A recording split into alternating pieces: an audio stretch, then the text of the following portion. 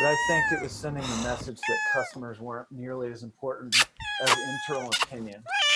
And both Christy and I want to move off of that position. Like, we should be customer first and treat our own Stäng teams as a av customer. mikrofonen. But let's sorry. the point was, let's prioritize and do what matters most